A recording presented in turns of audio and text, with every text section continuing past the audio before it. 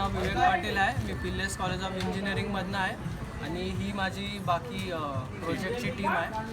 Introduce करा. माझं नाव विनीत भोर. माझं नाव विशाल पाचपूर. माझं नाव सुमित तानाजी फणसे. तर बेसिकली आमच्या प्रोजेक्टचं नाव हिल असिस्ट कंट्रोल असं आम्ही ठरवलं आहे. आता काय की जे नवीन ड्रायव्हर्स असतात त्यांना हिलवर चढताना गिअर शिफ्टिंगमध्ये खूप प्रॉब्लेम होतो. सो ते अवॉइड करायसाठी बेसिकली ही सिस्टम केली आहे.